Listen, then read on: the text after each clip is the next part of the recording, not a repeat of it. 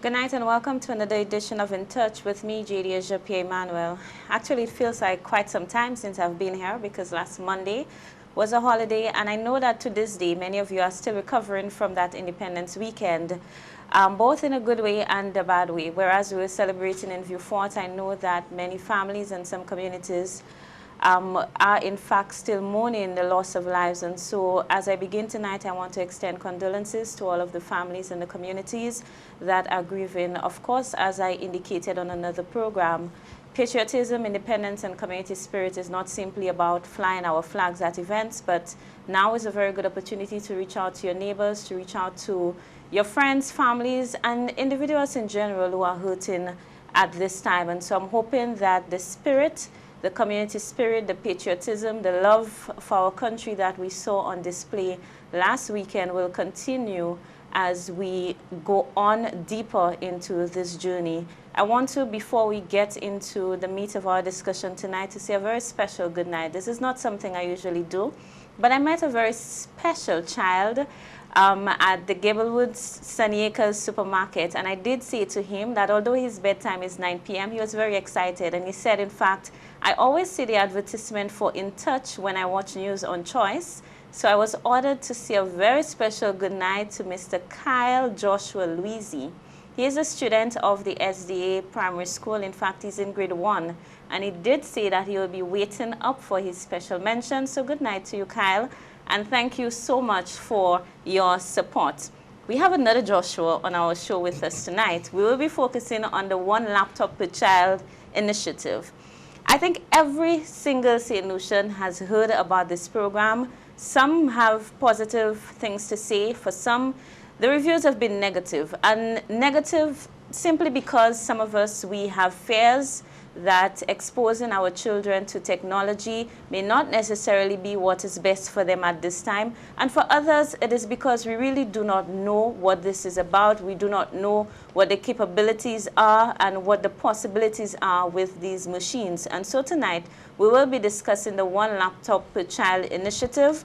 This initiative was introduced in 2013, and we already have, as we speak, distribution of laptops for the 2014-2015 education cycle. And so tonight, we'll be reviewing what happened in 2013, but we'll also be taking a closer look at the new netbooks that are currently being distributed. And so I want to welcome Mr. Joshua Venner to In Touch. You are the IT manager at the Ministry of Education. I can imagine with the One Laptop Per Child initiative, the scope of your work would have changed, and you'd have to be focusing on new areas. Definitely. I want to say a special good night to Mr. Jermaine Anthony. In fact, we have heard a lot about you, a curriculum specialist. The minister has spoken about you a lot, and the Prime Minister as well, because you conducted a special review of this initiative into the first year, and so we'll be getting an opportunity to speak about that. I believe we'll start off on that note, because this initiative is still new to St. Lucia. We are in the second year, and I think the policy was introduced and the computers were distributed in a very short space of time. So there was a little room for discussion among members of the public. And from what we saw, there was even little room for preparation too, for introducing the technology into the education cycle. So I want to speak about your review. First of all, what prompted that inquiry? Well, for me personally, what prompted the review was the need to really assess what we were doing in terms of technology integration in general. And because the laptop program itself represents such a big investment in technology for schools, like anything else, you have to justify why you're doing something. And something of that scale, you want to, from one period to the next, measure its success or its failure, that is the case, but to measure what's going on with it, so you have information moving forward as what you should do to improve on the program.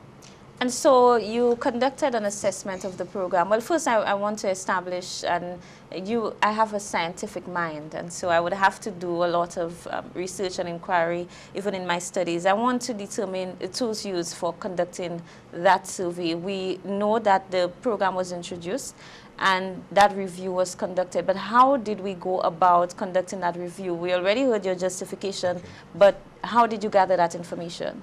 Well, we designed a simple instrument, basically a questionnaire to gather the perceptions, the views of the students, parents, and the teachers, as well as principals, as a matter of fact, those who are recipients of the laptops.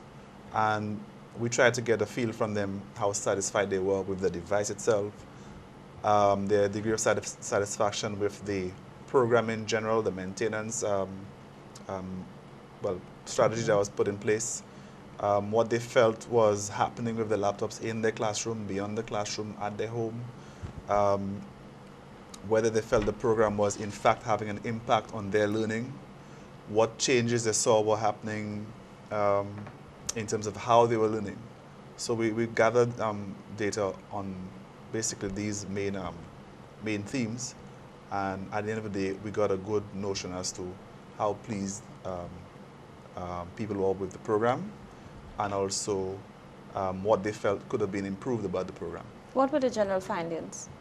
The first thing is, excuse me for my voice, just about everybody who was a recipient of the laptop, students and parents in particular, were happy with the program, because I think everybody would agree getting a laptop for free, I mean, you really have to be appreciative of that.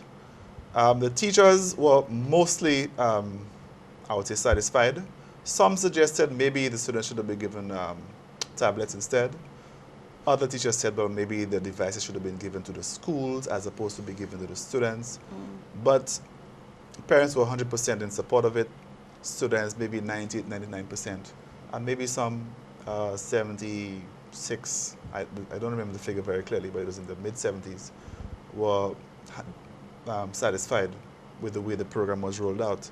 Apart from that, what we saw about the ways the laptops were being used, we saw that a lot of students were using it to do their homework, to do their research, but not necessarily, not every student was using it in the classroom for day-to-day instruction. We noted at some schools that there was more frequent use of the laptops in the classroom. I don't want to mention names of the schools because not that I don't want to recognize the effort that has been made, but I don't want to start comparing schools. Right. But certainly in some schools, there are teachers, and more so because the teachers themselves were already equipped with the skills and, let's say, the zeal to use the devices even before they arrive. So we have that in some cases. But not all teachers, we found, were ready to use the laptops as a tool for instruction. But apart from that, the teachers did agree that the students were able to turn up assignments that were completed using the devices.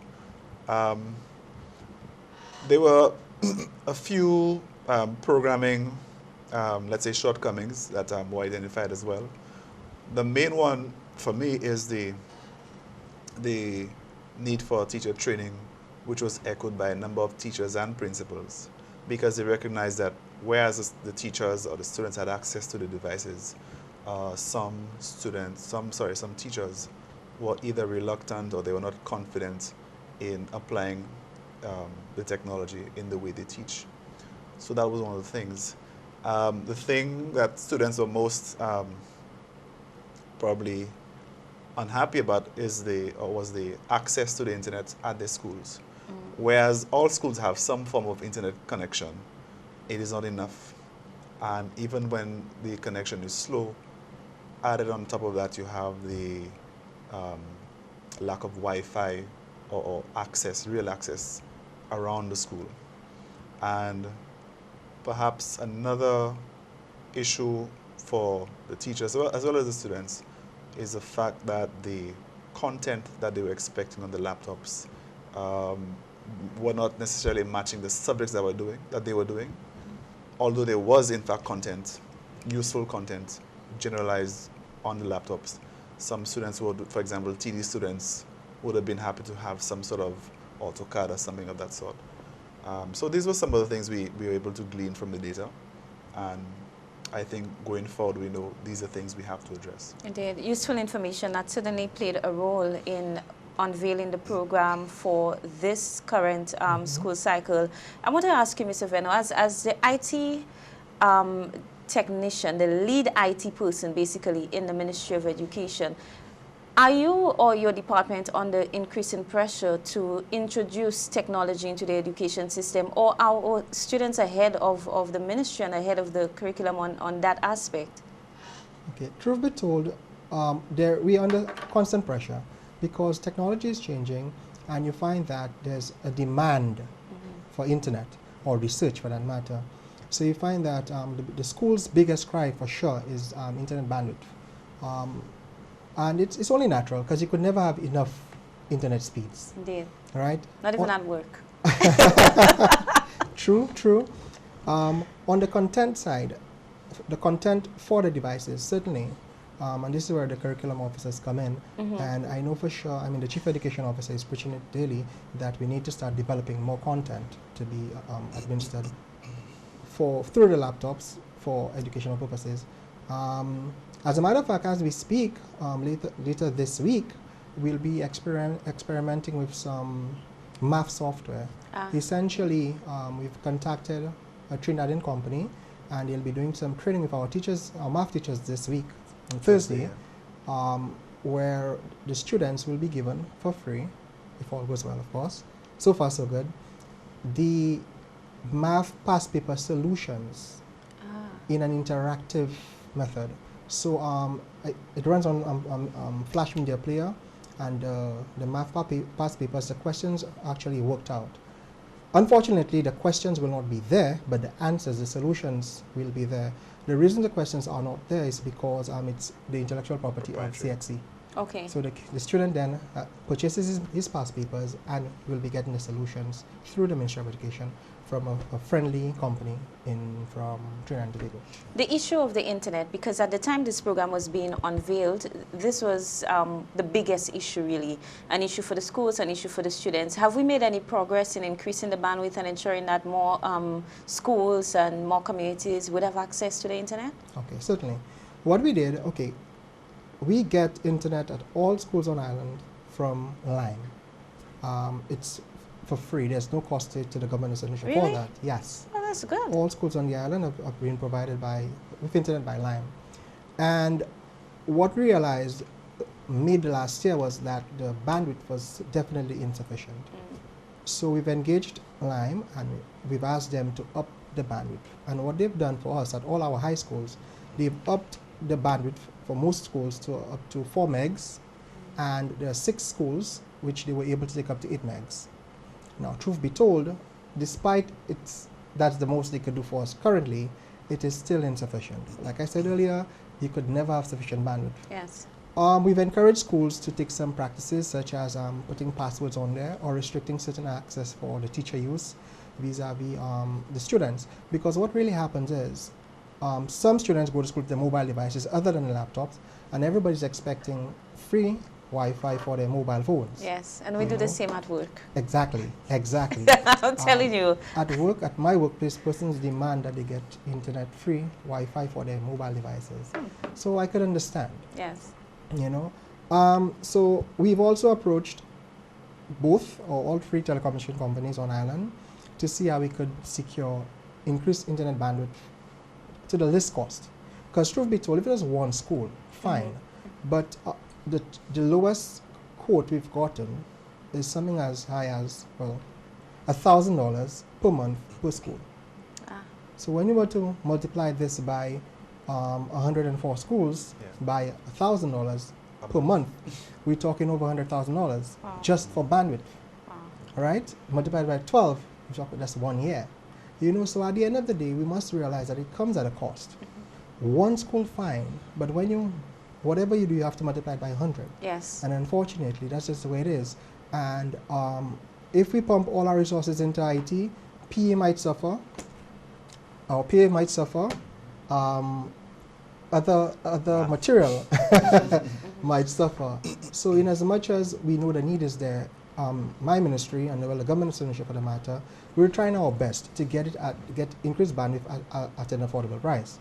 As we speak, we are currently, Ministry of Education in conjunction with the Ministry of the Public Service, we are currently working on a proposal to seek increased bandwidth at up to I think 16 or I think there's 20 megs at the 24 high schools. We'll put the proposal through, hopefully in about a week or so, and see what happens. Because we know fully well the need is there.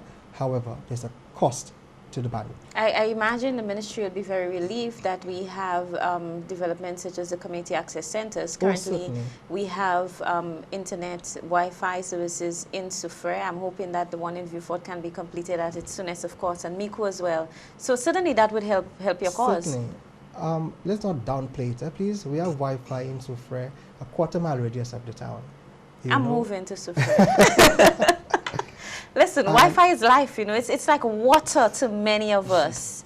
Yes. It is so extremely important. And this is why Essential you have described. Yes. Yeah. I think if you were to review, you know, the hierarchy of needs, Wi-Fi would feature very prominently. It just shows you how society is moving, and there is that demand, as you indicated, work for recreation and so many other ways. Yes, yes, yes. If I may just hop on Joshua's point, the Universal Service Fund is a fund that is in existence to increase access to connectivity in the internet. And that is one of the sources we are looking at potentially for supporting, because that is what is helping to put some of the community access places up. And I must mention Babono is coming up soon. I was told you from So Babono. these projects, apart from just servicing the community access centers, Yes. would be able to service the primary schools and secondary schools that are in the vicinity. And so we're working with the public service to try and make that a reality. We Good should news also indeed. mention Cicero. Oh yeah. Cicero, the Cicero Secondary School, through the Ministry of Education, put out a proposal, and a particular provider, using the same USF fund, of course, and a provider, I think it was Lime, will be providing internet throughout this main junction in Cicero, and it will be feeding the Lady Gordon, Cicero Secondary School, the primary school, as far as I think there's a daycare. There's a daycare. So they're creating a hotspot within yes, they that. are. Yes, they are. The same concept as in Babono, and hopefully Vieux Fort comes on stream sooner than later. Yes. And Mico as well. Yes, Mico You know, is so under construction as well. The internet bandwidth is coming. The Wi-Fi is coming, you know, to the communities. And well, from my end, on behalf of the Ministry of Education, I ask for some patience, because you must realize it comes at a cost. You know. But I find it's happening quickly, because considering where we were 5-10 years ago in terms of internet penetration and the cost of these services as well, the fact that it is so easily accessible, even on your mobile devices, I mean, the cost of accessing the internet and so on has dropped significantly. But there are many persons who argue that these laptops, and I must say to our viewers that we have in studio with us 2 of the laptops. These are the new ones that our students are receiving. St. Joseph's Convent today, Form 3s and Form 4s, all went home with their brand new laptops, and they're very excited about it, I must tell you. Some people argue that these laptops are useless without the internet. What would be your response to that? I disagree totally. I mean, yes, you need internet for research, but for a student, at the end of the day, you get to type your SBAs, you get to prepare your projects, prepare a PowerPoint presentation. Where the internet is concerned, the student will want to research something, obviously, or might want to watch a video on YouTube, an educational video, of course, on YouTube. Well, we hope, but we understand with access to the internet. But at the end of the day, latest music videos. I mean, recently, I saw this guy by Blue Coral in town, and he was on his mobile phone, you know, and the guy, I mean, it's his, the guy was on his mobile phone, and I said, what's up, how you doing? And he said to me, sir, I got volunteer Wi-Fi la. Right? Good. So, Vicots, right? Yeah. So, at the end of the day, we know where the hotspots are. Yes. I mean, the libraries are trying the best. The libraries will, libraries will be providing Wi-Fi.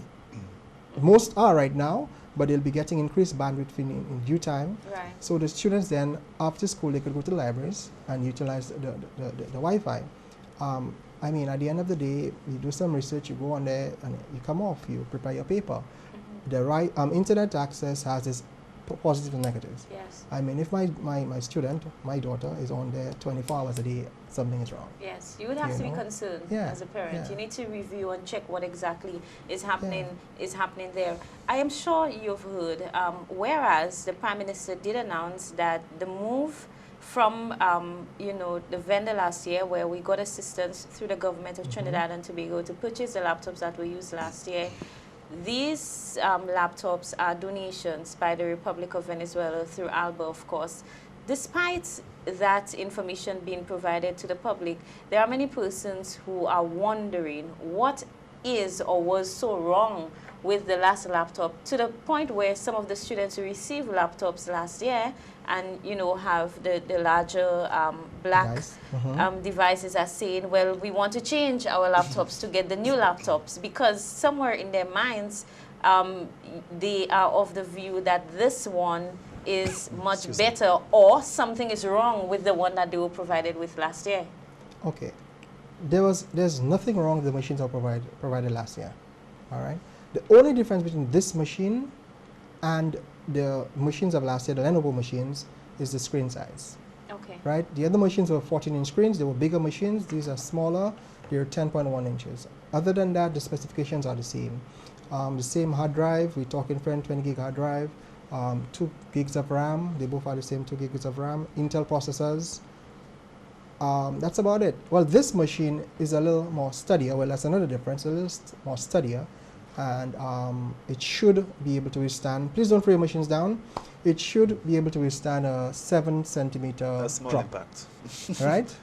You know, you could feel it's a little more rugged. Yeah. You know, the size would permit the students to stick it in his or her school bag, and it might get hit around with by books, and we'll be able to withstand it. With that said, the students should still take care of the machines. The machines of last year had absolutely no issues whatsoever. The machines are good machines. I mean, at the end of the day, you power this thing up, you have Windows, they were running Windows 7, Microsoft Office. The kids will, the machines are good. I would buy it for my child, I'd buy it for anybody. I'm sure, Mr. Anthony, when you conducted that review, you would have gotten complaints from the students or the parents about the size of the laptops. In fact, one of the reasons people kept saying we should have provided tablets instead is because of how easy it is to pack it up and go. It is very light, and you can, you know, once it's in a proper casing, you could stick it in your bag. But the laptops were large, and I noticed that when we were distributing the laptops, we provided the students with the laptops, with a backpack for the laptops and everything else that came with it. And it's almost as if they were expected to carry 2 bags to school every day, which was one of the issues. I am sure they complained about the size. Yes, some students did complain about the weight and the size of the laptop, the previous laptop. And that coupled with the fact that not every teacher was making use of the laptop. So some students would say, well, I have to make a decision. Am I going to bring this laptop to school that we are not using, or should I bring my textbooks? And so that brings up another question as to, well, if we're going to have the students use laptops, then there should be something on the laptops that would complement the content that they should be learning. So the whole question of ebooks comes into play. And so the Ministry of Education has already been engaging some of the publishers to see how we could get ebook content, some of the support resource materials for the current prescribed textbooks, so that they could be put on to the laptops. But of course, this is not something that you could do overnight, and it takes a while, you know, to work out these negotiations with the publishers and whatnot. And also, when you think about procuring ebook titles, you have to think about how you're going to distribute those ebooks, because it may be more expensive, a lot more expensive for a parent to buy an ebook title on their own, as opposed to a bulk purchase that the ministry or the government can distribute. So these are some of the conversations we're having in terms of making the laptop program more effective. I can tell you, even as we speak, I'm already receiving comments and messages about the program. We'll be reading some of your WhatsApp and BBM messages and emails in a little bit. There is a lot to go through. I cannot, I mean, some of these comments, and I think you already have a very good idea where this is going, because from my discussion with you, you're very much in touch with what is happening on the ground, what the reviews have been. I want to speak about, I want to go inside of this netbook. In fact, when I came here tonight, I said I was very disappointed. I think I should have been doing my show with one of these. I know that I would have to return it, but there should have been a little uniformity, you know, on this table. And perhaps when I speak, I can speak from experience and not just from the information that you gave me. But that's okay. When we go into this new netbook, I must tell you, one of the first complaints that I got, I had not even gotten a feel of this laptop as yet, and a teacher came to me and said, I received my laptop, the operating system on this laptop is not good. I cannot even access YouTube, which is a complaint that she was making. She said, yes, it has Microsoft Word in it, but it is not a very good OS. Tell us a little bit more about what is in there, because I know it is more than, you know, the whites that we see on the outside. Okay, the machine are running Linux. Linux is an operating system just like Windows. You've had different versions of Windows over the years, and the current version of Windows is Windows 8, 8.1, and next year I'll be going to Windows 10. There are different flavors of Linux. The flavor of Linux that's run on this machine is called Debian. Now, Linux is an open source software. By this I mean you pay no money for licenses, and you're free to develop the software, to further develop the software. In addition to no licenses, you're free to develop the software. It also comes with Office Library, which is a word processor. It's an Office suite. Sorry, right. It's an Office suite. And also an Office suite similar to Office, Windows, Microsoft Office. Yes. Okay. Okay. In this Office suite, you have word processor. Spreadsheet. You have spreadsheet software, presentation software, and database software. And this machine, this operating system, Linux, has no known viruses, right? So then you don't have to worry about viruses, you don't have to worry about software licenses, and of course, the price of laptops, or any device for laptops, sorry, is determined by the cost of those licenses, right? And on power of the machine, if you use to Windows, it will look different. But there's a login screen, you log on as usual, username, password, and then, as anything else, you use your mouse, your trackpad, and fill your free-flow. Yes? But it's not a difficult transition from one to the next, is it? It is not. No. So it's like from BlackBerry to Android? To Android, yes. Okay. Yes. And we made that switch very quickly. Very quickly. We do for a commercial break. When we come back, we'll continue our discussion with the officials from the Ministry of Education on the One Laptop per Child initiative. Stay in touch. We'll be right back.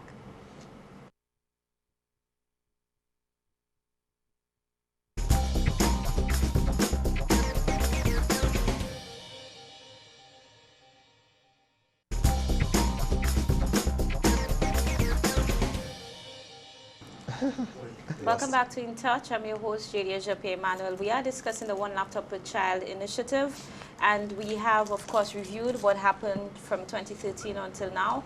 We have in studio with us Mr. Jermaine Anthony. He conducted a comprehensive review of the program and provided some guidelines to the Ministry of Education in moving forward. We also have in studio with us the IT manager in the Ministry of Education. We continue our discussions. I can tell you that the messages have been coming. We'll be reading them in just a little bit. I want to speak about the introduction and orientation to the laptops. Last school year, when the laptops were introduced and presented, I noted that some of the comments were that the children were not sufficiently trained. We just expected that they knew what to do. We expected that the teachers knew how to use it for instruction, that the principals already knew what it was and what was in there. I noticed that this time around, the Ministry of Education took a different approach and introduced the laptops to the principals and the teachers beforehand. I'm sure that this would have been guided by the review. Can you tell us a little bit about that engagement and what was the feedback like from the principals and teachers? Okay. Well, yes, truth be told, last year the emphasis was placed on students. And the students got the laptops first, and then we gave a pool to the school. So a pool to the school to be used by teachers for instruction. However, you find that from the review, we noted that some of the teachers, sorry, felt slighted. We also learned from best practices, and with Intel and Microsoft for Education, they advised that we go teacher first, or teachers as well as student. So what we did this time around, we first met with the district education officers, because essentially they're the ones administering the different educational districts, and we introduced them to the device, and we handed them devices. There were 8 of them, and then we met with the principal and teacher of every high school on the island, and we then introduced them to the devices, and we gave them devices. Then a week later, well, a couple of days later, we then distributed for the entire teaching population of the school. So every teacher, in addition, including the vice principal, Yes, the and counselors, they got machines. All right. Every teacher. Every teacher, including your VP, your vice principal. I think there's one situation that Jermaine could make mention of where a vice principal felt slighted, but this was not deliberate, it was an error. The name was not on the list. However, we will take care of this. Every teacher, vice principal, principal, as well as the counselor, the school counselor, got devices. All right, and as of last week, going into this week, we're now distributing to the students.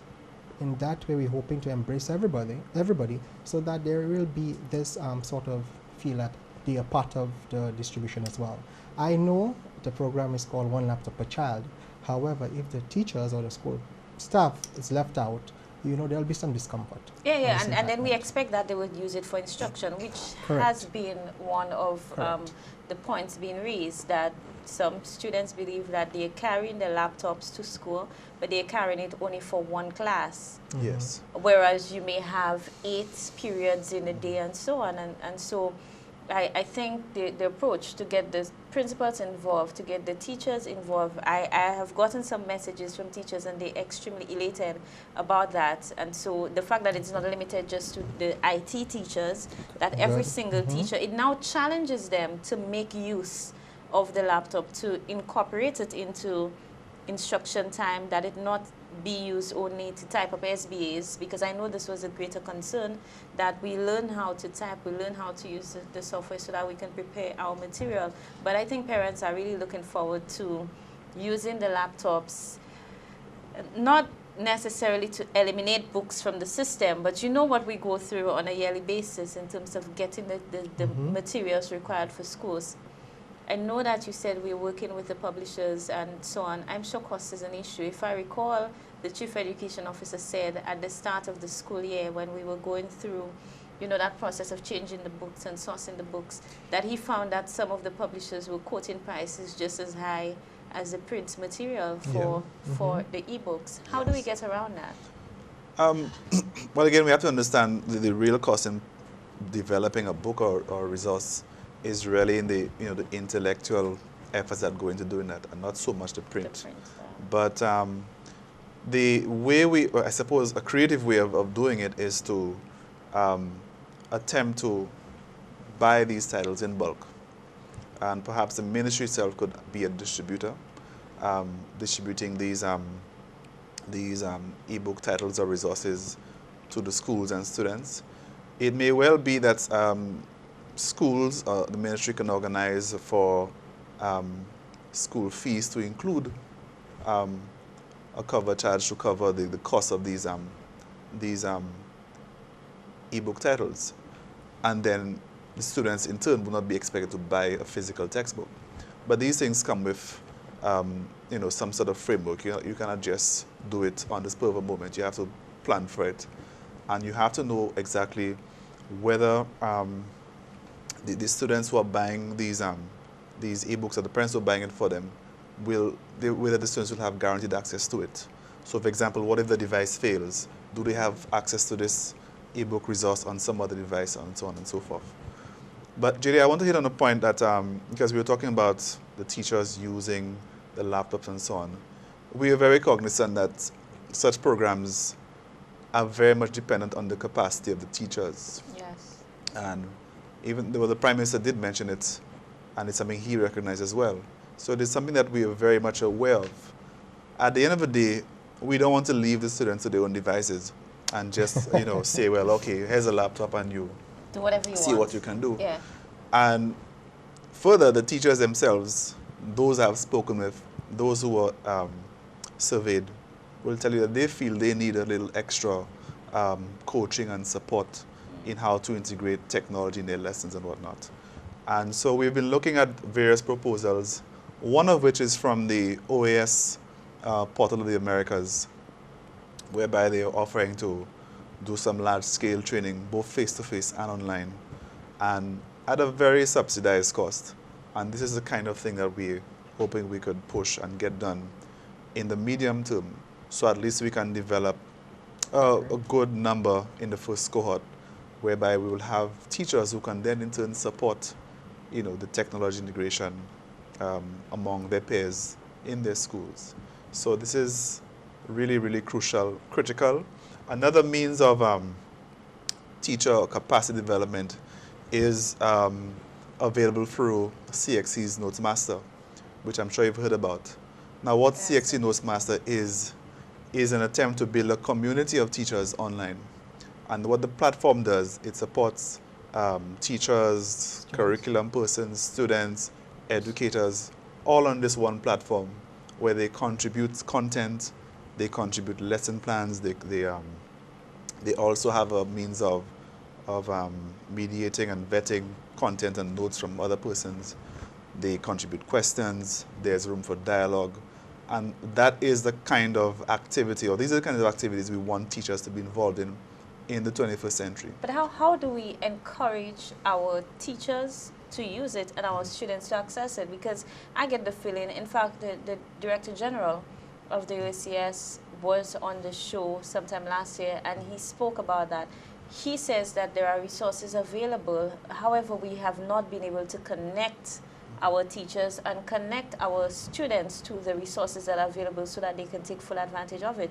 You know that these are investments already made, and if we have it happening at the regional level, because certainly we will not have the capacity individually to go ahead and negotiate and access these types of resources, how do we connect the schools and the students to the resources that are already available? Well, my take on this is, and you could see it from, if you look at some of the secondary schools, where technology integration seems to be, budding, you would see that very often it involves the teachers who are recently graduated from Stafford Lewis, who have had technology integration part of their formal training.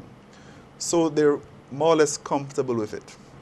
We have other teachers, older teachers, who have learned things on their own, and I could just mention Bill Sarvey at Convent, who he doesn't tout himself as a technologist per se, but he loves teaching, and he loves looking for resources and things that will help improve, his students' performance. I want to mention McGavin, for example, McGavin James at George Charles. These are teachers who are just into technology all on their own. And so what you find happening is that those teachers act as what we might call ICT champions or technology champions in their schools, and they are able to, increase the momentum for use of technology. So what we need to do is to get the teachers who don't yet have that exposure trained, get them that little taste so they could see for themselves how technology might make their planning easier, how it might make the administration, for example, keeping this in records, grading the students' tests, these things that make their work all the more less difficult or less of a challenge.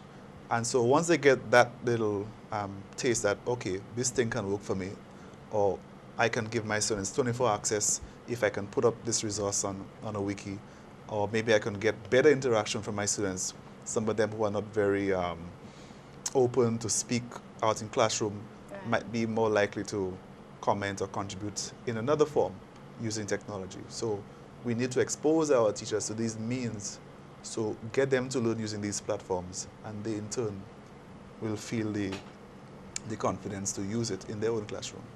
Mr. Venner, last year we distributed over 3,000 laptops. This year the numbers, about 7,000, 7,000, thereabout. yes. We have moved from Form 4s only to Form 4s and Form Threes, 3s. correct.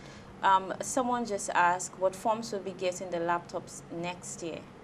Form 3s. Form threes.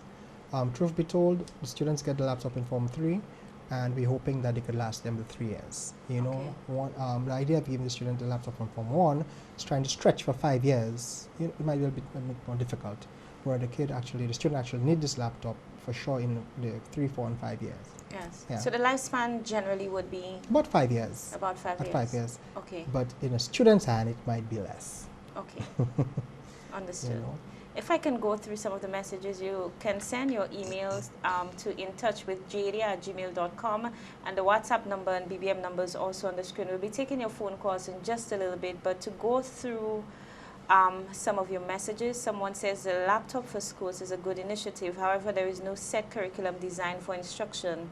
What is the Ministry of Education doing about designing one so that they are able to instruct students in various subject areas and not just IT? And here, this individual is speaking about a total reform of our curriculum. I'm sure you've heard that before, and I think we have been stuck in that discussion for a little while, where we keep saying, even before the one laptop per child initiative, we kept saying we need to modernize, you know, and we need to review and we need to find new ways.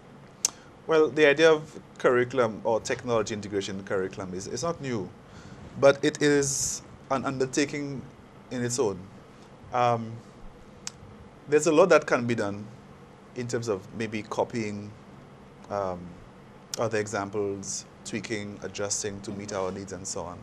And that would help form part of the infrastructure, part of the framework for technology integration. That activity, there was an example of that activity that took place under the EU-funded EICTP program, except that program was for the primary schools. For the most part, and that is my opinion on that, curriculum reform, digital content, these things I believe will accelerate once you have more teachers who are trained in the system. So we could use teachers as resources in developing in a more dynamic way. If we are to think about, you know, matching every piece of content in the curriculum to a piece of technology and how we're going to advise teachers how to teach it, that would take a long time, I think.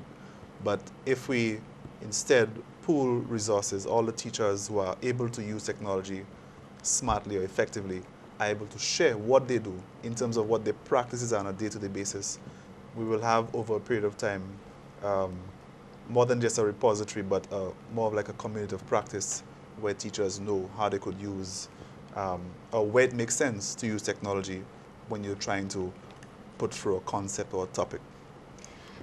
I have a very good question, and I'm sure you'd be willing to speak on that, but we do for a commercial break. When we come back, we'll be opening up the phone lines and be reading some of the messages. I can tell you that we have a number of different areas coming to this discussion, various schools, primary level, secondary, tertiary level, and people want to know where they fall in the ministry's plan to introduce the technology into education. So when we come back, we'll be taking more of your comments and your questions. Stay in touch. We'll be right back.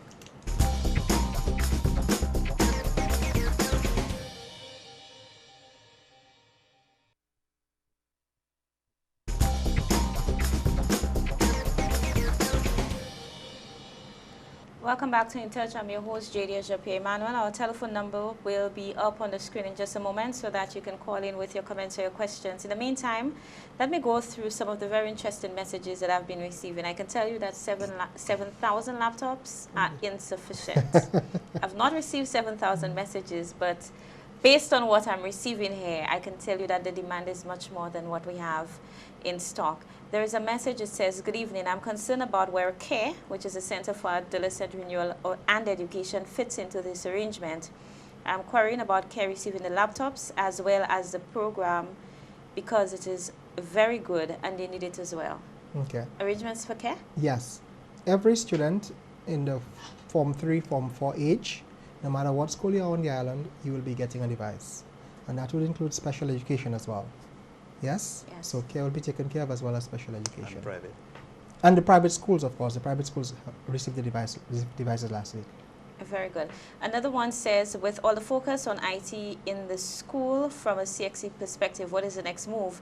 Those persons in charge should be concerned about the bigger picture, such as certification, which makes our human skills more attractive, especially on the international markets. And so I think this person is looking beyond just using it as an instruction device, but that at the end of the day, when they attain a certain level of proficiency, that they would be certified, you know, to move on in that area. Good evening. I would like to know if there are any provisions made for technical support. I remember the last set did have a certain company, and they were contracted for a certain period of time. The use, care, servicing of the laptops. Okay. The last time, what it is that the vendor provided a 1-year period where those machines were under warranty for that time. And any accidental damage to the machines or any faulty machines would have been replaced or serviced by the vendor. Unfortunately, this time around, there's no vendor in the picture, and the Ministry of Education, Extension Government of St. Lucia, has to put, or is attempting to put support services in place. Efforts are being made, but you must realize that it comes at an additional cost. Yeah. You know, we have written some proposals and we're hoping something comes through. In the meantime, we ask the students to please be guided, please be careful with their machines. This person says, good evening, thank you for this very informative session, but I would like clarification on an issue concerning Microsoft Office. The information technology SBA requires one to use Microsoft Office. Why didn't the laptop come with Microsoft Office? How compatible is the current software with Microsoft Office? Would that person be able to save and print and access documents on any other computer? To the best of my knowledge, CXC does not call for any proprietary software such as Microsoft Office. CXC calls for spreadsheet software, document processor, and a database software, which in Microsoft is Access. These devices come with Microsoft Office Library. And there is a word processor on there, spreadsheet software on there, as well as presentation and database software on there. The student is able to type his document and then save it, if he chooses to, save it to a Word format. All right? So you could save it from Word format, I think 1997 through to 2011, 2012, thereabout, and then print it wherever. You could also install a printer to your machine. Right, the student could also email his document to himself, open it at the print center, wherever this is, and then print the document there. The word processor on there is compatible or permits you to save as a Word document. Indeed. Another comment says, very informative session. I believe the laptop program is a great initiative on government's part, in fact, one of the best. While I understand the financial aspect of it, I think you know where I'm going. I feel that it should really be extended to primary school teachers at least, since it can't be given to the students there. It is very much needed as we are constantly engaged in research, preparing tests, assessment exercises, etc., etc. I totally agree. Yeah, Yes. I agree. I mean, But teachers in 21st century need to have these resources at their disposal. No, Yes. no question there. And many persons are asking. 452-7347, you can begin to call in. I know that there is a comment from a student at the St. Mary's College trying to find out when they'll be receiving their laptops. The laptops have been dispatched to the schools. Yes, So. the St. Mary's College, I think, if my memory serves me correct, they received the machines today, Okay, and they'll be distributed during the week. okay. This should have happened on Friday, however, SMC had sports. Sure. Yeah. 452-7347. Good night, caller, you on there? Julia, Hi, good evening. good evening to your guests also. Good evening. Julia, I'm listening to comments from, especially those you were reading out, and even throughout today, a lot of friends called in just, and complaining. And most of them, I must admit, are genuine concerns. What I'm not hearing people are saying, however, is thank you. Thank you to the government of St. Lucia. Thank you to Kenny Anthony. Thank you to the Minister of Education. Thank you that a great bunch of men and women Thank were you very to Alba. thoughtful. That is all I want to hear. We will deal with all those little things as they come. But to just say thank you. There are kids who never had a computer. There are kids who don't even own a pen in certain Black parts of the Matter, world. Yes. You know, so we must be thankful to the government of St. Lucia, thankful to Kenny Anthony, thankful to the Minister of Education and the staff you have with you right now. They're trying to deal with all those issues. We need as a people to say thank you. On behalf of everybody, I really want to say thank you to the government of St. Lucia. And I want to say thank Alba, you. thank you Yes, to and Alba. Alba, because they provided the laptops free of charge, and the Prime Minister did say very publicly. In fact, the Foreign Minister was here during our independence celebrations and went to the Granville Secondary School, and we had a session right there where some of the students got an opportunity to interact with her. A question, well, it's a comment, and in the end, a suggestion is made. I think the laptops for the Form 3 and 4 students is a good idea. However, for the Form 1 and 2 students who won't be receiving any, I'm hoping that the computer labs at the various schools will be furnished with enough computers that way no one student is at a disadvantage. And like I said, increasing pressure, not just to provide to the individuals, but to ensure that we continue to update our labs and ensure that the services are available. I have a very interesting comment that I want to read, and we all know that the Director General of the OECS he's very big on, you know, matters related to internet, to education, and he was a very present and loud voice in the recent announcement of the merger between, or I don't know if it was an acquisition. I want to use the proper language. But we were speaking about how essential broadband is just a while ago, and he commented, JD, broadband is oxygen in the digital age. The OECS Commission, in its position paper on telecoms requirements, is arguing that broadband to education should be a free public good. Schools need scalable bandwidth if it is to be meaningfully applied in education. We are currently conducting a survey of the total spend by educational institutions and government on bandwidth, because we can create a model of provision that is partially owned by the governments for public use. The providers must be challenged to extend bandwidth as a public good. Absolutely. That was from Dr. Didicus Jones. Absolutely. As a public good, and we should see it as an essential. As a matter of fact, the providers should see it as an investment in their own corporations. Agreed. Yeah. We have a call on the line. Good night, you on the air. Good night. JD, and good night to your guest.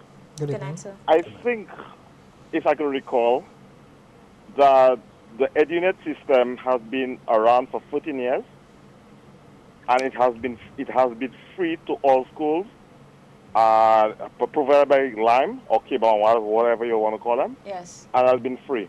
Yes. In fact, our guest mentioned. 14 years. Yes. Free. Now, about I have a son. He's in St. Mary's College, and I could download the e-books onto my laptop free of charge. But however, his laptop is restricted. I must say I'm thankful for your giving him the laptop, but for it to be restricted, although I could get around that, but some other people cannot. Okay. And I could download, well, all university students know how to download the e-books free from a certain site. Yes. But however, your laptop, for instance, at the St. Mary's College, there's a literature book that you can't get nowhere in St. Lucia. Nowhere. And you cannot download you can't use the laptop at the school when you're doing literature. Well, I don't know what's the reason, but I could download the e-book for free, the literature book, but he can't use it at school. Okay. Tell me what's the curriculum specialist. Tell me what's the reason for that. Okay. Sure. Truth be told, Thank you so much, caller. there must be some restrictions on there to prevent damage to the machines. The other thing is that the caller is saying you can download it for free. Is it a legitimate free? Is it legal?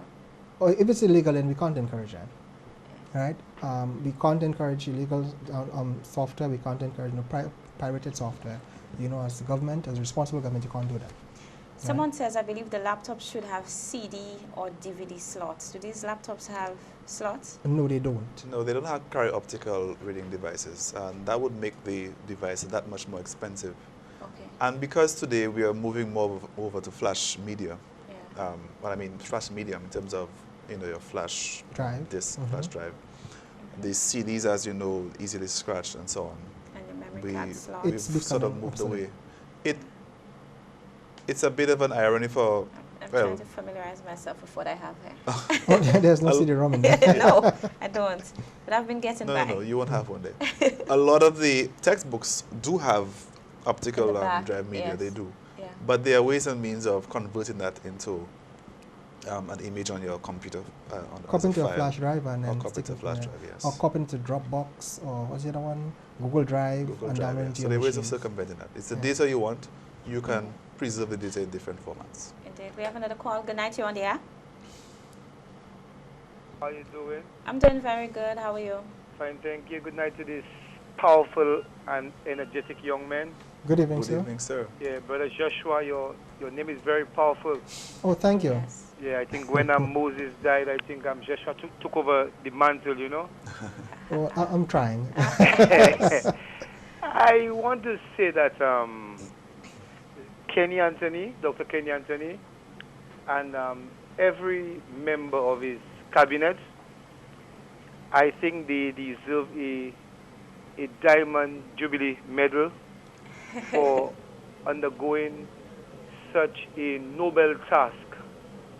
I had to struggle for an education. My name is Gaspar Henry. Right. I Yeah. had to struggle for an education in my time.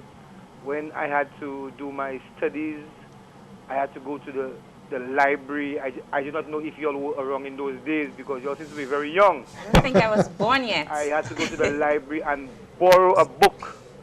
And in those days, when somebody borrowed a book that you wanted to do your studies, you know, then they would take a few days, and then you would be lagging behind, you know, trying to complete your projects, you know. And I think in today's world where a laptop, which is very, you know, important, could make available for students, I think it's a very noble task. And as the caller before me alluded to the fact that we seem to be a people that do not want to express that kind of gratitude, you know, just to say thanks, you know, and I think it's a step in the right direction, and you all are on the right track. And it is something that I have gotten to know about Dr. Kenny Anthony, is that he do not bluff. I think I heard when he said that he's going to make these promises, and it come to fruition. And I want to say to these kids that are getting these laptops, do not take it for granted. Indeed. You know, try your best to ensure that, you know, the purpose in which it was meant for, that is being fulfilled, and that is to ensure that we produce another 2 Nobel laureates. And before I make my exit, I would like to leave that question with you all guys. Number 1, what would you say to anybody who opposes the laptops?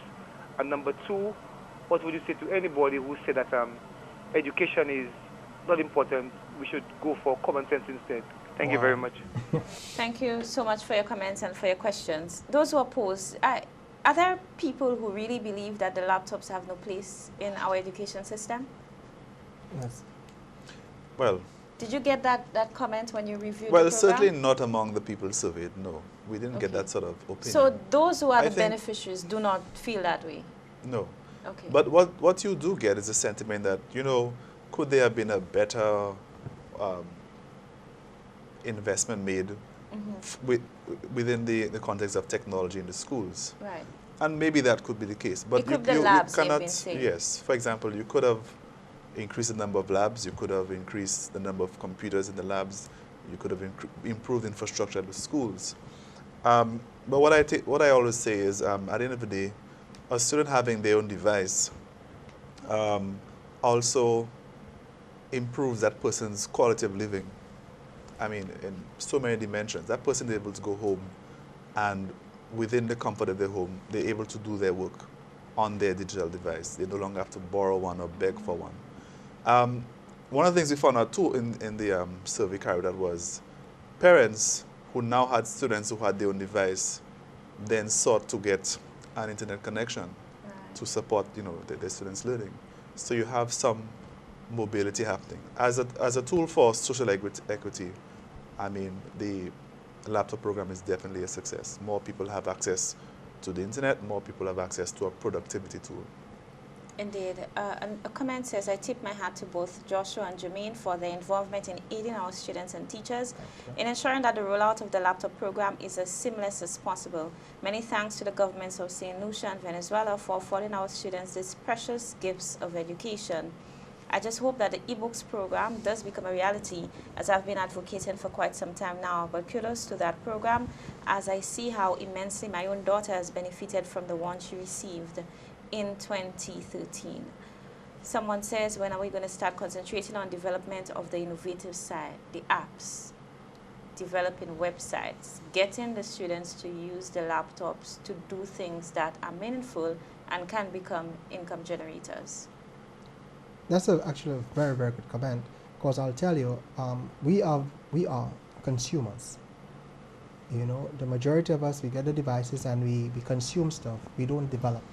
And truth be told, there's money to be made in the development of apps and programs. Websites, you said websites. The 24 secondary schools had the privilege, well, the students had the privilege of developing their own school websites. For a competition we held last year, which culminated in December of last year. And truth be told, so I don't want to, how should I put it, point fingers or call any class of school, but truth be told, the schools that supposedly are the underperforming schools, they were the ones who actually took the website competition on, and they won. I mean, the school that came first was George Charles, and it's a lovely website, so I'm not sure if you're to look at it. It's gcss.edu.lc, and you had schools like Clennon Mason Memorial Secondary Developed School. by the students themselves. Developed by the students and not a teacher. the IT teacher, not the Well, students were involved. The students were involved. Okay. It wasn't the IT teacher who took it home. Okay. Right? There had to be student involvement. The Okay. school needed to have a team with at least a teacher with at least minimum 2 students. Oh, okay. All right? Very good. And we had schools like, I think it was Clennon, don't hold me here, but I think it was Clennon Mason Memorial School, cmss.edu.lc that came in second. There was Entrepot, Babuno, Corinth. And the websites are very good. They very informative, very well designed, very informative, very and modern kept at that. up to date. Yeah, I think I Very got a modern chance to at look that. at 2 or 3 of them, and Yes. I felt that they were competing very strongly with some of our very popular websites. Websites. Yes, so I think we need to Including know who these Juvity. students are. We need to know who these students are so that we can engage them. We've lost that call, but you can continue to call in to share your questions important- or your comments. It's important to make the point that, yes, we are consumers of technology mostly, but unless you begin to change the way people learn, True. you won't develop that sense of enterprise and creativity that's locked in our students. We need to True. do that. Good night, you're on the air. Hello, good Hi, night. good night. Good night. I'm a student and I'm just calling to find. Oh, sorry, good night to everyone there also. Good evening. Good night. Good evening. I'm just calling to find out, will we be getting any sort of like bags or anything to hold the laptops in? No bags. Sure, thank you for your question. We just said no bags. No bags. All right. Okay. Last year we Sure. distributed bags. We distributed 3,300 bags, and you found that some of them were underutilized. There were some complaints that, but my daughter has a bag, my child has a bag already. Why you give me a second one? And they were not JanSpot. So they were not They were trendy. Lenovo branded, but they were not Yes. JanSpot. They Yes, were not yes. trendy. And some of the bags, like I said, they just were packed in a corner. And these laptops, they're book size. They could literally fit in your school bag. So the students supposedly already have bags, they will be fine.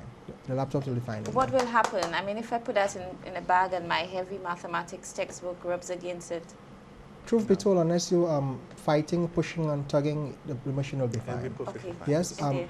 Further security will be taken. I mean, parents who can, you could always get a sleeve.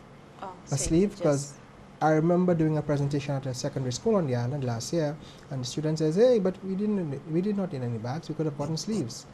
Parents, those who can, could also get a sleeve to further protect the device. Indeed. Good night, you're on the air. Thank you for calling. Hi, good night to you, John, to your guest. Good night. Good evening. Let me just say that the program reveals quite a lot of positive things happening for youth, happening for students, and I hope that, well, the students, the parents, and St. Lucians as a society really accept and recognize the importance of what is happening. I'm gathering tonight, based on the discussion, that there is definitely a need, as was mentioned earlier, there is definitely a need for education as far as maximizing the use of the laptops by those students. I mean, the issuing of the laptops to students have opened a brand new world. It has opened a world of possibilities. It has opened a world filled with excitement, and of course, a world that is filled with development as far as, moving to the globalized sort of education that we are seeking, that we could fit in any modern society. That being said, I also would want, or I expect that with the dynamism that is involved in IT and so on, that they continue to be the discussions that would take us further into, the use, what the possibilities are in advancement. There it is, we have the laptops. So what can come out of it? So one spoke of creativity and so on in the arts and all the different areas. It's filled with excitement. It's filled with possibilities. And I know the caliber of the young men right here, and I know the caliber and the intent of the government of a St. Lucia Labour Party would certainly encourage, initiatives such as these.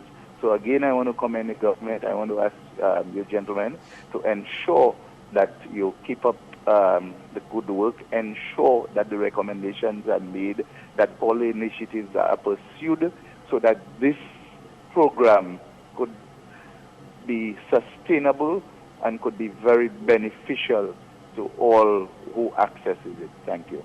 Indeed. Thank you. Thank you so much for your contribution. Someone is asking, good night, I was wondering whether the children are allowed to keep the laptops after graduating. Yes, they are. A strong For graduation, the students are allowed to keep the laptops. Okay. I indeed. should say also that one criteria for the students keeping the laptop and owning the laptop is that they must be in school. So a student who chooses to collect the laptop and were to, for whatever reason, leave school, prematurely, they're expected to return those laptops to the Ministry of Education. Okay. Yes? Indeed. You can continue to call in at 452-7347. I have so many messages to go through. I'm trying to see if I can get to the top of it. Many persons are asking, well, again, Miku Secondary School, I have a schedule for the distribution of the laptops. I will try to access it before the end of the program, but just as the Ministry of Education officials indicated, the laptops have already been dispatched to your various schools, and it is up left to the principal and the teachers to determine when the laptops would be handed over. But I am almost certain that by the end of this week, All the machines all will the be out, machines yeah. would have been handed over to our students. We've lost that call. Good night, you on the air. 452-7347 is the number to dial. I just got a message on my WhatsApp saying, please, you're ignoring your callers tonight. Not all of us can WhatsApp or text. Not all of us have Wi-Fi. You see, there you go, forsaking your callers for the new technology. This person is not living in I super. take that. Good night, you're on the air. Good night, Ms. Jean-Pierre. Hello, good night. The people that are enjoying the laptop now, they will not get a chance to call to thank the Prime Minister. Well, we heard one of them a while ago asking about her bag. So some of them are listening.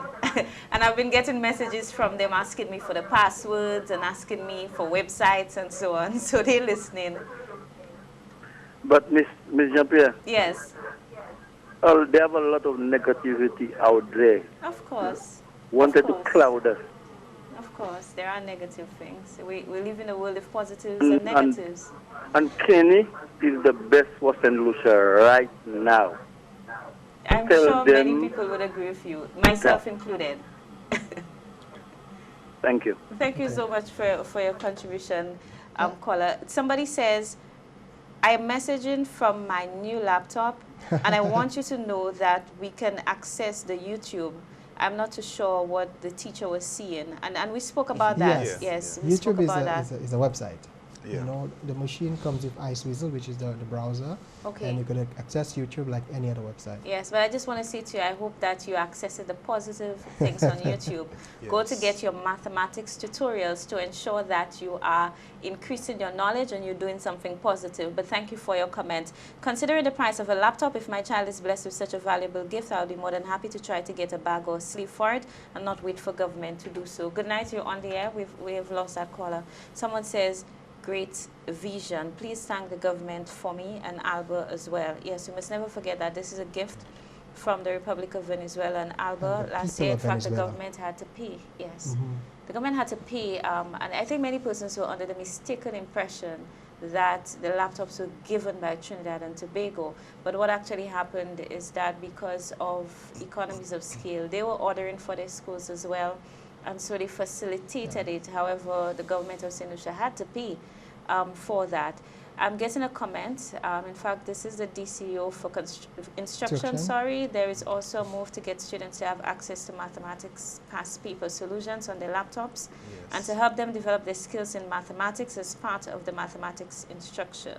That's correct. Further, Tuesday would be distribution for Miko and Ajay, and Viewfort Secondary School, my school, is on Wednesday. Yes, good night, you're on the air. Yes, hello, good night. Yes, I just want to compliment the government for the initiative and also the two guests that you have, very informative program. Yes. Yeah, but I just want to bring a few things to the fore here. Sure. In relation to the laptop being used as an instructional tool versus a notebook, if I may use that term.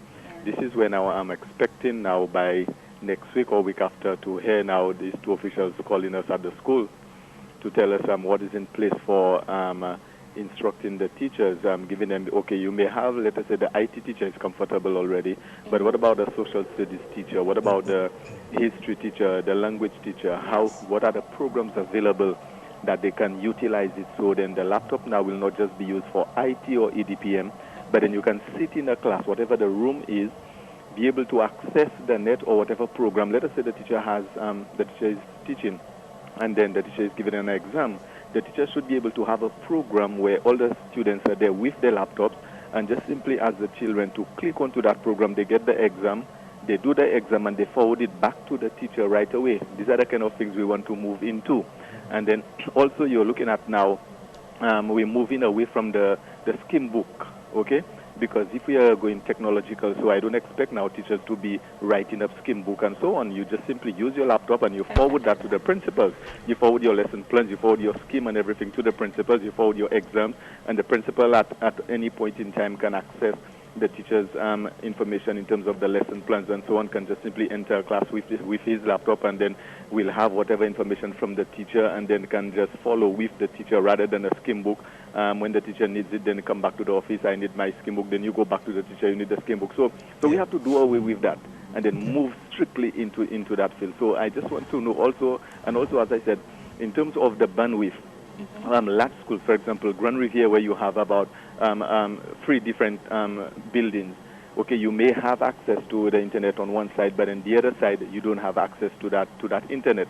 So we want to be able to see that everything is working well. And also another thing, I'm hoping that there is the networking among the departments at the ministry, because whereas you have now CAMDU, and then you have the assessment unit, you need to be able, let us say, an assessment has been given, and then there is a weakness.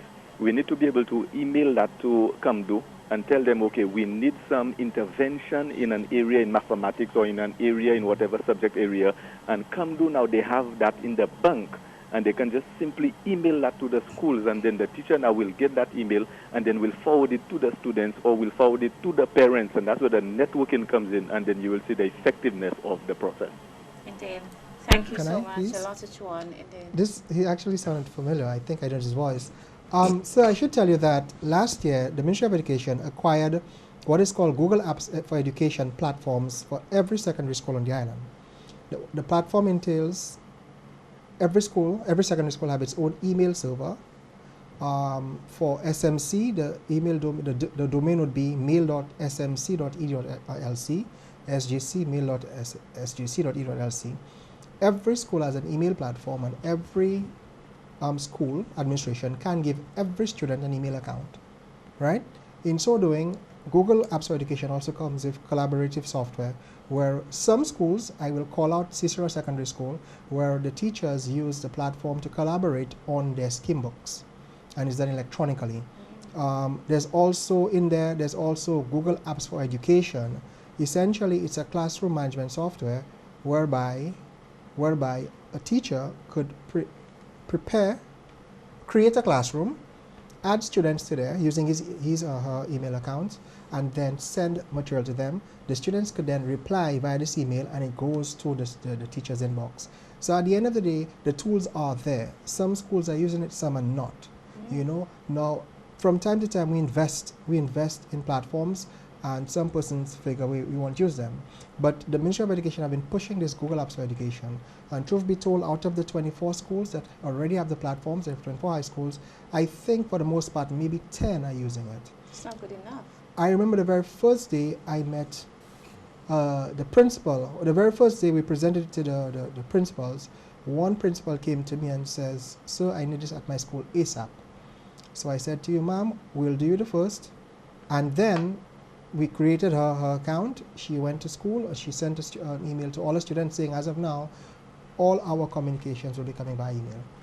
Wow, so Yes, it is available, it but is I available. suspect there needs to be, except probably if some schools are expecting to be spoon-fed and want the ministry to actually impose that it happens, because we can hold hands. We could walk, but you have to walk along with us. It takes coaching, because it takes support, manpower and some capacity. And it may be that some of us are just stuck in the old ways, that we have been teaching for so many years, and not to point fingers at any principals and so on, but change is a very difficult process. Exactly. If you are born into a generation where, like the Director General said, broadband is oxygen, you would behave differently if you are, well, except for our Prime Minister, because I just don't know. The Prime Minister seems to be more in touch with technology than me, but there seemed to be a little bit of a pull and a tug when it comes to getting that change, because some people just prefer to do it the old way. Of course, we'd have to work on that. We'll take our final commercial break. When we come back, we'll try to see if we can squeeze in some calls so that we can wrap up our program for tonight. Stay in touch. We'll be right back.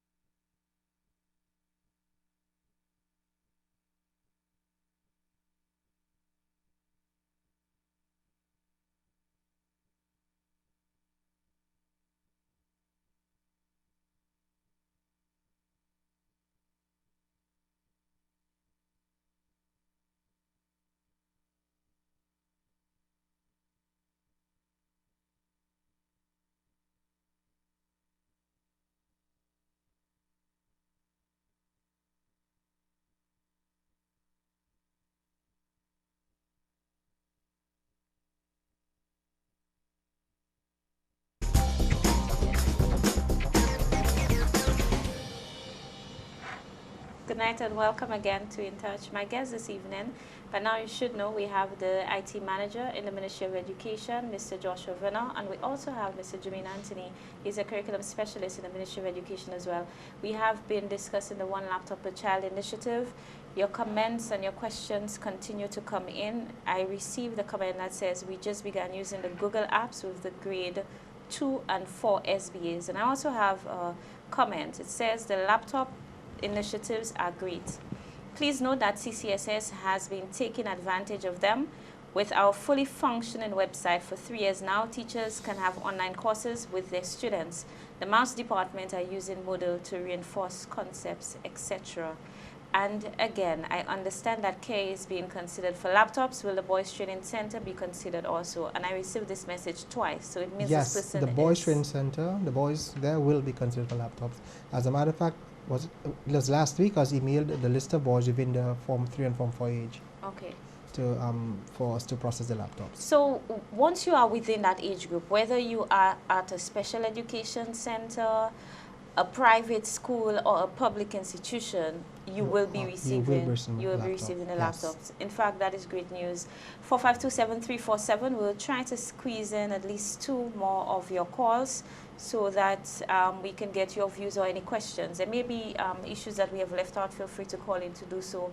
And just another note that Castries Comprehensive already had a functioning website.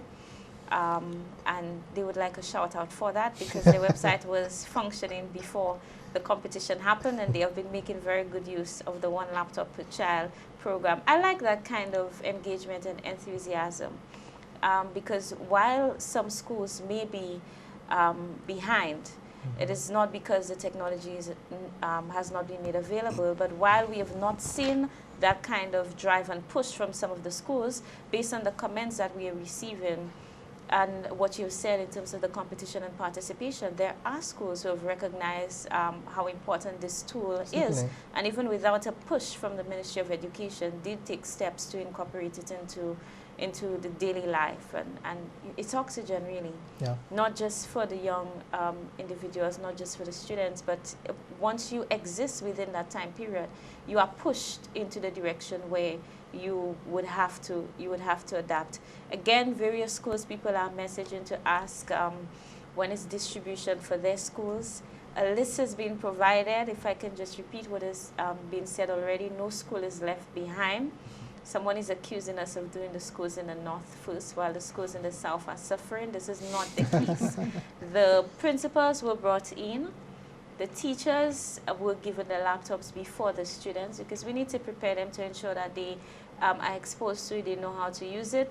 The laptops have already been dispatched to the schools, the principals, the teachers. There must be some kind of communication to determine when they will be distributed. I know that you're anxious to get them the because parents you've been waiting. Are the ones receiving the laptops on behalf of the students, so the parents will be informed by the school as to what day they should be coming in, because every parent is expected to sign a contract on receipt of this laptop.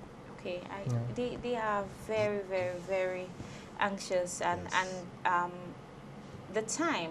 Last year, the laptops were given a little bit earlier, and I know the Prime Minister indicated we were dealing with a larger number, and also the source was different, and so, you know, there was a lag. I think this is why the students are very anxious, and they're asking when we will be getting it, especially when they see, they saw, for example, weeks ago that there was this exchange between the government of Venezuela and the government of St. Lucia. They saw the laptops on the news, so they know the laptops are there, so they really want to know. An individual said, I am sure the ministry is aware that the laptops are being used for other purposes but education. There are children playing games on the laptops as well. What are their comments? But we'll take a call just before your feedback. Good night, you're on the air. Good night. Hi, good night. Yeah, let me just say commendations are in place for the laptops to the students of the secondary school. Of course, taking us a step further into the technological age and not being disadvantaged. So commendations are in place. However, I have a question. Sure. Something about there was talk about spying programs or spying software in these computers. I never heard anything about that. I have a little concern about that. I will give the ministry officials an opportunity to respond. Are they spying on us?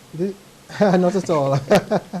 This came out last year. Yes. It came out last year, and what Trinidad did, because we acquired the machines from them, Trinidad sent the machines to a third party computer experts who then tested whether this is true or not. Truth be told, Lenovo is a Chinese brand that acquired IBM. Truth be told too, this could also be a marketing ploy. You know, from time to time it comes out. I don't know if there's any truth to the matter. I don't see, the logical reason of, say, the Chinese or the US wanting to monitor the St. Lucian student use of the machine. No. Chances are for the wrong, I don't see the logic. Is it our consumption? Is it the assignments they want to see? Worst case scenario, and God forbid, it's kiddie but stuff. it's worth saying just about every device is manufactured in China. So therefore, if there was spying being done, maybe they're spying on your Cell iPhone, phones. spying on your Samsung. But recently, the know, Samsung smart TVs. Right. There's an article in the paper saying that the smart TVs will listen to your conversation. Yes. So, yes, it can happen, but I strongly will say that there's no spying on these machines. Not because they give to the government freely, not because they come from China, they were made in China. But like Jermaine says, almost everything on the planet, maybe excepting for me, was made in China. Did the Ministry of Education, certainly your department, get an opportunity to review the laptop, the specs on there, what was being offered, or were we in a situation where whatever was given we had to take because it was free? Okay, yes, we got to review the machines, and there were some recommendations we made, like the keyboards. The keyboard, it had some Spanish keys. We had to get those changed before coming on island. Yeah, I see that they're English keys. Yeah. Yes, There's some customization. did some customization to the front here. Okay. Also, we changed the boot logo. With so our on flag boot, colors. yes, Okay. it's written Government of St. Lucia actually. Oh. On startup, Okay. the BIOS image is the coat of Sorry, arms. I have to do this, Jermaine, but Sure. you didn't give me one, so I Yes. need to You can have it impose for a a few little bit. minutes, Yes. We got to test the machines and make recommendations prior to them being given to St. Lucia. And so at the startup screen, you would be seeing the coat of arms. The coat with of arms, Government yes, of on St. boot up. Lucia. Yes, it Okay. flashes. I don't even think you need this to recognize this netbook. This is unique. This is the first time I'm seeing it actually. And so once you see this, just as the Lenovo with the, the colors of the flag across it, once you see this, you know that this is a gift from Alba and this is the tool that should be used for instruction. Now, just before we took that call a little while ago, there was a comment about the laptops being used to play games Yes. and to DJ. Let me Yes. respond to that. First, laptops does not absolve parents from their responsibility. Any device a child has access to, whether it's given by the government or not, the parent is still responsible for what the child does, especially at home. So you will always have students who will use the laptops to access, information that is not necessarily going to help them with the school. They're going to spend time playing video games. But that is in the domain of the parent to make sure that, they are monitoring what their children are doing. What the schools and Ministry of Education can do or has been advocating is that students be taught certain measure of internet safety, because that is very important at this age, that we advise students what sites to avoid, also how they should handle themselves online, particularly if they're in contact with strangers, people they don't know. Also, I've heard comments that, people have seen the government laptop at a dance, or they've seen it at a Green beach synergy. bash and somebody's DJing with the laptop. My view is this is not necessarily a negative. Persons may say, well, this is supposed to be in the classroom, why is it out there? To my mind, once the owner of the laptop has control of it, and they're using it for a purpose, albeit to play music, then they are making use of it, and that's what you want. Obviously, you want to know for sure it's being used for educational purposes, that it is being used in the classroom. But again, I'm going back to the point of the capacity building for teachers. We need to enable our teachers to be able to make better use of those devices. Otherwise, the students themselves will intuitively find ways and means of using the laptop. Yes, indeed. And I think we are young, curious minds. If you please, it's the same for a cell phone. It is the same thing for any new device. Once it is placed in the hands of anyone, children, young adults, you would explore. You want to know what is in there, what more can you do with it. And like you said, it may not necessarily be a bad thing because it may lead you to developing apps, but there has to be responsibility. Yes. There has to be responsibility, no doubt. As usual, we are way beyond our time. The topics are always interesting and there are so many questions and comments coming in. But I want to close the program and to give you an opportunity for your final comments. First, I want to thank you so much for being on the show tonight. A lot to discuss. We have not exhausted this topic. I think we need to also get into the other areas of our education. But thankfully, we are not left behind. Our students are not left behind. And as a result of the gift from Alba, we're able to expand and to realize the recommendation of making it available to our students at an earlier time as opposed to Form 4. I want to begin with you, Mr. Serrier. Should we expect a review? Mr. Anthony, sorry. Should we expect a review of you know, this particular device and how the year rolls out? Okay, well, any review will contain, you know, some interrogation of, you know, how people are using the device, what they think of the device. But more so, I want to suggest that we have been contemplating, the Ministry of Education has been contemplating, how is it going to plan in the long term for technology integration? Yes. Now, we have to, while we are grateful for donations and sponsorships from friendly governments and so on, we have to be really sure how we're going to sustain these initiatives. I want to say, for example, in Jamaica, they have a technology integration levy that is imposed on incoming calls to mobile phones and so on. Once you begin speaking levy, you're going to lose some people. Yes, but you see, you have to give to get something. And what you're getting at the end of the day, a more, you know, better trained workforce. So if it is that we need to sacrifice something so that our students have the tools they need, then we're going to have people later on who will be able to pay our pensions, not so? Yes. So, but the Jamaican example is a good one because that way they know in the long term what amount of resources that they have. So they can make the investments, they can plan for it, and so any gifts or donations is a plus on something that is more sustained and more guaranteed. Mr. Venor, I know this is a beginning. The next few weeks will be extremely busy for you. I know the schools will be calling, the students will be calling, many persons will be asking questions, especially those who will be exposed to the laptops for the first time. Sometimes we operate under the misguided view that everyone has access, especially when we have access and when we have access to multiple devices, whether it is in our homes, at work, and so on. Certainly for some students, this would be their very first point of contact, their very first introduction with technology. How is the ministry preparing to ensure that there is this seamless transition, ensuring that they get the required tools, that they are settled in, and that it is not a shock, basically, to the whole education process? Okay. Well, we did an orientation exercise with the principals and teachers of the various schools, and we're hoping that they too will conduct the same exercise with the students to show them. I mean, we take it for granted sometimes that we know how to handle the device, but you know, we ask the principals to show the students how to open the machine, how to power it up, you know, because like you said, we take it for granted, but not everybody knows how to handle the device, and this is very critical, because you don't want the machines come back with broken screens. Right. However, I say to the students, do not be intimidated by the operating system. At first you start up, you'll be like, oh my goodness, the screen is not blue, you know, but there's a place to enter username and password. By default, I should say, the username is user, The password is user PWD.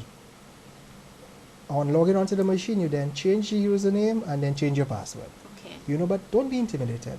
I am not as fearful for the students as I am fearful for the teachers. Teachers, I say to you too, don't be intimidated. Think of it as a new language.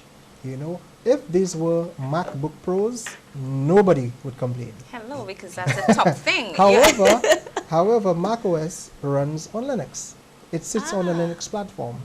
Okay. You know, so do not be intimidated by it being Linux. You have macOS, you have Linux, you have Windows, they're all operating systems.